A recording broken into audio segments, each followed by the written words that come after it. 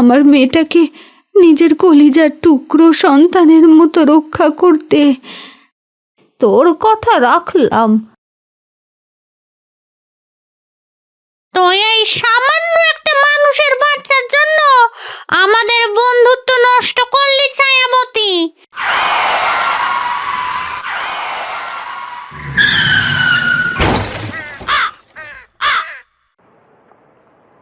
শ্মশানের এক কোণে জরাজীর্ণ একটি বট গাছ। অন্ধকার অমাবস্যা রাত। ছায়াবতী শাকচুন্নি বট গাছের ডালে পা ওপরে আর মাথা নিচে দিয়ে ঝুলে আছে। তার দীর্ঘ সাদা চুলগুলো বাতাসে সাপের মতো কিলবিল করছে। হঠাৎ সে বিরক্তিতে নাক কুঁচকে বলল, শ্মশানে এই মরা পোড়ানো উৎকট গন্ধে বনের ফ্রেশ বাতাসও যেন পচে গেল। চারিদিকে শুধু মানুষের গা পোড়ানো নোনা গন্ধ আর গন্ধ। এই মানুষেরা কেউ জঙ্গল কাটছে, কেউ শ্মশান দখল করছে, আবার প্রতিনিয়ত জন্ম দিচ্ছে নতুন নতুন আপদ। এরা মরেও শান্তি দেয় না, আর বেঁচে থেকেও না। উফ, কি যে অসহ্য অবস্থা। হঠাৎ তখন একটি শিশুর তীক্ষ্ণ আর্তনাদ ভেসে আসে। ছায়াবতী রাগে দাঁত খিচিয়ে সোজা হয়ে বসে বলে, এই যে আবার শুরু হলো। কোন পাপিষ্ঠ মনে হয় আজ মাঝরাতে এই আপদটাকে জন্ম দিয়ে এখানে ফেলে রেখে গেছে। এমনি মানুষকে আমার সহ্য হয় না, তার উপর এখন এই কচি বাচ্চা চেঁচানি। চল ছায়াবতী, এখনই ওর একটা হিল্লে করে আসি। হয় ওকে পুকুরের শ্যাওলার নিচে চুবিয়ে মারবো, না হয় জ্যান্ত পুঁতে ফেলবো। এই আপদটাকে আর চিরতরে শান্ত করব আমি। এদিকে পিচ ঢালা রাস্তার পাশে এক নারী রক্তাক্ত অবস্থায় পড়ে আছে। পাশে একটি শিশু কাঁদছে। এমন সময় ছায়াবতী তার বিভৎস রূপে সেখানে উদয় হয়। কে কে এখানে? একটু আমার সামনে এসো না গো, আমি যে আর বাঁচবো না। আমার মেয়েটা, ও যে বড় একা, ওকে কেউ বাঁচাও। মহিলাটির এই কথা শুনে ছায়াবতী শাকচুন্নি তখন বলে ওঠে, তোর কি মরণ ভয় নেই রে নারী? তুই জানিস আমি কে? আমি এই শ্মশানের পিশাচি ছায়াবতী। কোনো মানুষের মায়া আমি বুঝি না। তোর এই কচি মেয়েটার কচি হাড়গুলো চিবিয়ে খেতে আমার খুবই ভালো লাগবে, তাই আমি এসেছি ওকে খেতে। তুই আমাকে কেন ডাকছিস বল? আমি জানি না তুমি কে। তুমি ডাইনি হও বা পিশাচি, তাতে আমার কোনো ভয় নেই। মরণ পথের যাত্রী আমি। আমার কাছে এখন সব সমান। আমি তো একজন মা, আর তুমিও তো একজন নারী। আমাকে একটা কথা দাও না, এটা আমার শেষ মিনতি। তুমি আমার মেয়েটাকে দেখে রাখবে। তুমি পিশাচি হতে পারো, কিন্তু তুমি তো একজন নারী। পিশাচি তুমিই পারবে আমার মেয়েটাকে নিজের কলিজার টুকরো সন্তানের মতো রক্ষা করতে। এসব কথা বলতে বলতে সেই আহত নারীর হাত নিথর হয়ে যায়। ছায়াবতী তখন স্তব্ধ হয়ে দাঁড়িয়ে থাকে। হায় হায়, এটা কি হলো? তুই তো চলে গেলি রে অভাগী, কিন্তু এক শাকচুন্নিকে এমন মায়ার জালে আটকে দিয়ে গেলি কেন? যা কাটানোর মন্ত্র আমি জানি না। আমি পিশাচ হলেও তোকে কথা দিলাম, তোর মেয়েকে আমি রক্ষা করব। আর পিশাচিরা কথা দিলে তা সহজে ভাঙে না। আজ থেকে এই মানুষের বাচ্চা আমার জিম্মায় রইল। এরপর ছায়াবতী শিশুটিকে কোলে নিতেই সে তার চুল নিয়ে খেলা শুরু করে। কি রে খুকি, আমাকে ভয় পাচ্ছিস না তুই? তোর মা তো আমাকে দেখে ভয় কুঁকড়ে মরে গেল, আর তুই কি না আমার এই পচা চুল নিয়ে খেলছিস? তুই কি জানিস তুই কার কোলে আছিস এখন? আমি শাকচুন্নি। আমাকে দেখে সবাই ভয় পায়, আর তুই ভয় পাস না।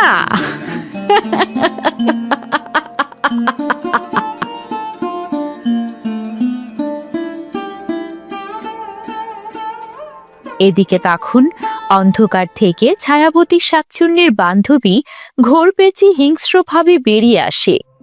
ওরে ছায়াবতী, আজ তো রাজকীয় ভোজ হবে রে দেখছি। ভালোই হয়েছে, সারাদিন আমি ঘুরে ঘুরে কারো ঘাড় মটকাতে পারিনি। কি করছি, একটা মানুষের বাচ্চা তুই জোগাড় করেছিস।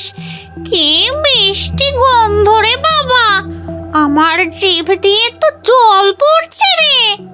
দে তো, আমায় তাড়াতাড়ি দে। অর্ধেকটা আমি খাবো আর অর্ধেকটা তুই। অনেক দিন মানুষের কচি কলিজা চিবইনি। খবরদার ঘোরপেঁচি, এক পাও এগোবি না। এটা আমার শিকার নয়, এ হচ্ছে আমার মেয়ে।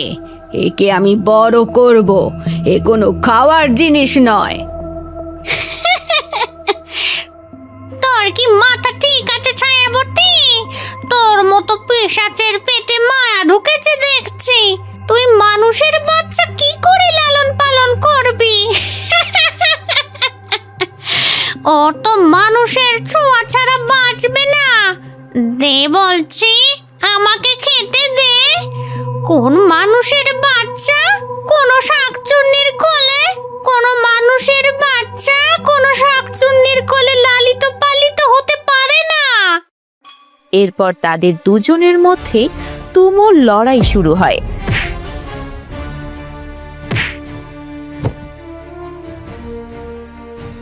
তুই এই সামান্য একটা মানুষের বাচ্চার জন্য আমাদের বন্ধুত্ব নষ্ট করলি ছায়াবতী।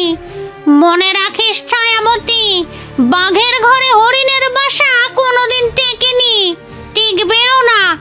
এই মেয়ে যখন বড় হবে তখন সে তোকে মা বলে ডাকবে না, ঘৃণায় তোর মুখে থুতু দেবে। আর এই মানুষের বাচ্চাটাই তোকে একদিন জ্যান্ত পুড়িয়ে মারবে। দেখে নিস আমার কথা। এরপর ঘোরপেঁচি ধোঁয়ার মতো মিলিয়ে যাওয়ার পর চারপাশটা নিস্তব্ধ হয়ে যায়। শুধু বনের ঝিঝি পোকার ডাক শোনা যায়। ছায়াবতী হাঁপাচ্ছে। সে কিছুক্ষণ ঘোরপেঁচির ফেলে দেওয়া অভিশাপের কথাগুলো ভেবে হতভম্ব হয়ে দাঁড়িয়ে থাকে।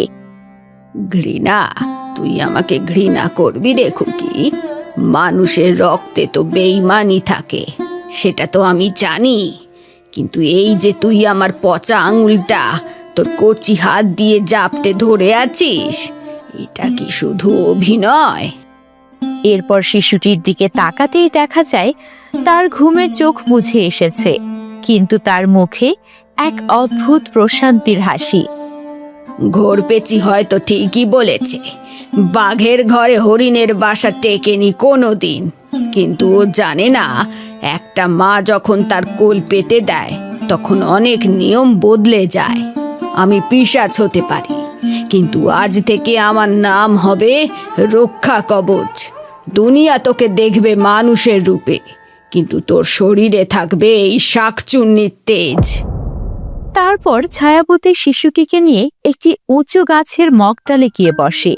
নিচে মানুষের বসতির আলোগুলো মিটমিট করছে।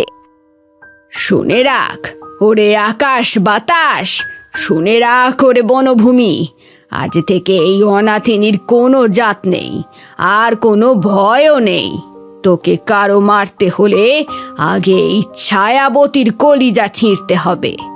লোকে বলে পিশাচের মন নেই, আজ থেকে আমি প্রমাণ করব পিশাচের মায়া মানুষের চেয়েও ভয়ঙ্কর হতে পারে। ছায়াপতি শিশুটিকে পরম মমতায় নিজের বুকের হিমশীতল ছায়ায় জড়িয়ে ধরে গুনগুন করে এক অদ্ভুত সুরের গান গাইতে শুরু করে। বনের অন্ধকার যেন তাদের চারপাশ ঘিরে এক অদৃশ্য দুর্গ তৈরি করেছে। কিছুক্ষণ পর মেয়েটি হঠাৎ ডুকরে কেঁদে ওঠে। ঘুমের ঘোরে তার ছোট্ট হাত দুটো শূন্যে কিছু একটা খোঁজে। ছায়াপতি চমকে ওঠে। সর্বনাশ, এ কি অলক্ষণে কাণ্ড! ওরে খুকি থাম, বনের পশু পাখি সব জেগে যাবে তো। কিরে, ওভাবে কাঁদছিস কেন? পেটে চিমটি কাটছে বুঝি? সে শিশুটিকে কোলে নিয়ে দোলানোর চেষ্টা করে, কিন্তু কান্না থামে না। এখন তোকে আমি কি খাওয়াই? আমার কাছে তো বাসি মাছ আর শ্যাওলা ছাড়া কিছুই নেই। ওসব তো তুই খাবি না রে অভাগী। মানুষের বাচ্চাদের নাকি দুধ লাগে। মোড়ল গিন্নির গোয়াল ঘরে নতুন বাছুর হয়েছে, আজ সেই সাদা অমৃত দুধ চুরি করতেই হবে। পিশাচি হয়ে মানুষের ঘরে শীত কাটবো, এ কথা শুনলে অপদেবতারাও হাসবে। কিন্তু তোর কান্নার চেয়ে নরকের আগুন সহ্য করা যে অনেক সহজ রে খুকি। ছায়াবতী ঝড়ের বেগে অন্ধকারের মধ্য দিয়ে গ্রামে হানা দেয় এবং মাটির ভাঁড় ভর্তি করে দুধ চুরি করে নিয়ে আসে।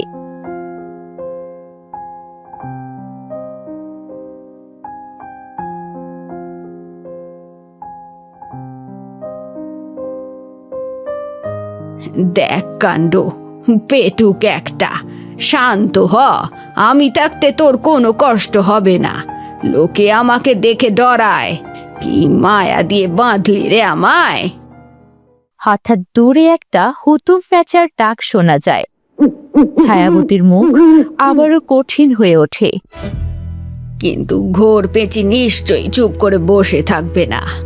ওর অভিশাপে বাতাস এই বনে বিষ ছড়াবে। আমাকে এমন একটা জায়গা খুঁজতে হবে যেখানে তুই মানুষের আদরও পাবি, আবার আমার আঁচলের ছায়াও থাকবি।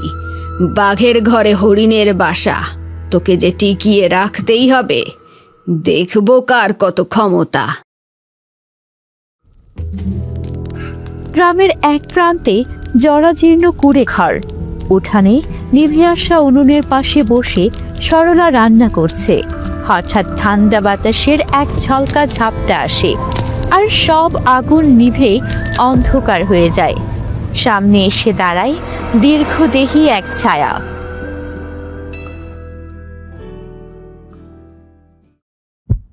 কে কে ওখানে? ওরে বাপরে, হায় ভগবান!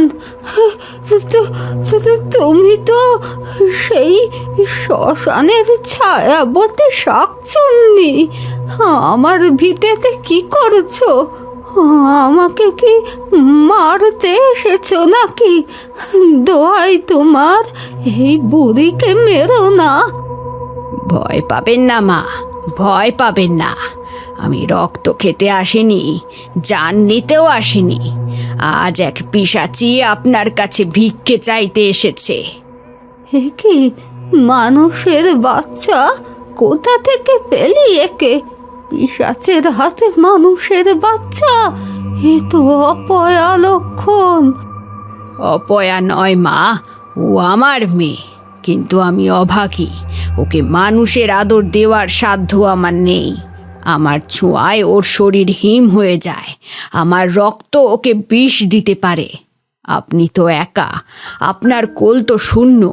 এই খুকিকে আপনি নিজের কাছে রাখুন, একে রোদে জলে মানুষের মতো মানুষ করুন। কিন্তু লোকে জানলে আমায় সমাচ্যুত করবে রে ছায়াবতী। শাকচুন্নির পালিত বাচ্চা আমি ঘরে রাখবো কি করে? আর খাবই বা কি? লোকলজ্জার ভয় আপনাকে পেতে হবে না মা। আমি কাল থেকে এই ভিটে পাহারা দেব। বনের সেরা ফল আর গ্রামের সেরা চাল ডাল আপনার দুয়ারে পৌঁছে দেব। কেউ যদি এই খুকির দিকে কুনজরে তাকায়, তবে তার ঘাড় মটকাতে এই ছায়াবতীর এক পলক সময় লাগবে না। শুধু কথা দিন মা, আপনি এই শাকচুন্নির চোখের জল রক্ষা করবেন, একে মা বলে ডাকতে শেখাবেন। কি মায়া করা মুখ রে মা!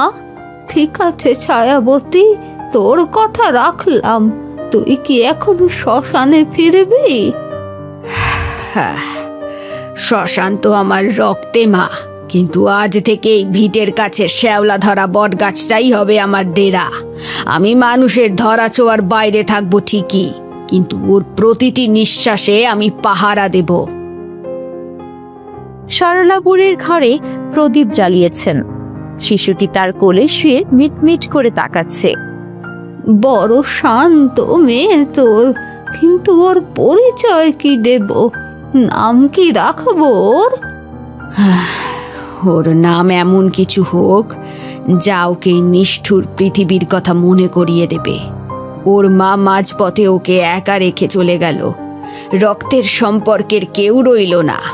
ওর কপালে জন্মের আগেই অনেক হাহাকার লেখা হয়ে গেছে মা। তাই আজ থেকে এই খুকির নাম হোক দুঃখী। লোকে জানবে ও দুঃখের মেয়ে, তাই ওর দিকে কেউ হাত বাড়ানোর আগে দুবার ভাববে। দুঃখী?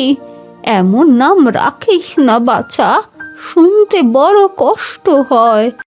কষ্টই তোর শক্তি হবে মা। এই নিন, এটা ওর গলায় পরিয়ে দিন। খবরদার এটা যেন কখন ওর শরীর থেকে আলাদা না হয়। এ কি, এটা তো বড় ঠান্ডা, আর এর ভেতরে কিসের ছায়া নড়াচড়া করছে? ওটা শ্মশানের হার, আর আমার 1000 বছরের তটস্থ মায়া দিয়ে তৈরি রক্ষা কবচ। কোনো অশুভ শক্তি, কোনো ঘোর পেচি কিংবা কোনো পিশাচের নজর ওর উপর পড়বে না। মানুষ ওকে দেখতে পাবে সাধারণ মেয়ে হিসেবে, কিন্তু ওই লকেট ওকে আগলে রাখবে আগুনের মতো। কেউ জানবে না এটা শ্মশানের শক্তি, সবাই ভাববে এটা ওর গলার অলংকার। আচ্ছা, তুই কি সবসময় এভাবে ওর কাছ থেকে দূরেই থাকবি? তাহলে ও তোকে মা বলে ডাকবে কি করে? আমি ওর ছায়া মা। আলো থাকলে যেমন ছায়া থাকে, ও থাকলেও আমি থাকব। ও বড় হবে আপনার আদরে, আর সুরক্ষিত থাকবে আমার ত্রাসে। এই দুঃখেই একদিন এই বোনের ভাগ্য বদলে দেবে। দুঃখী লকেট কি পারবে ঘোরপেচির অভিশাপ রুখে দিতে? মানুষের সংসারে কিভাবে বেড়ে উঠবে এক শাকচুন্নির পালিত কন্যা? বাঘের ঘরে হরিণের বাসা কি শেষ পর্যন্ত টিকবে? বন্ধুরা, এই রোমহর্ষক গল্পের পরবর্তী অধ্যায় বা দ্বিতীয় পর্ব যদি আপনারা দেখতে চান, তবে এখনই কমেন্টস করে আপনাদের মতামত জানান। আপনাদের উৎসাহ পেলেই আমরা নিয়ে আসব দুঃখীর বড় হয়ে ওঠার এক ভয়ঙ্কর সুন্দর যাত্রা। আজকের মতো এখানেই বিদায়। সাথে থাকুন, পাশে থাকুন, আর মনে রাখবেন, অন্ধকার সব সময় খারাপ হয় না।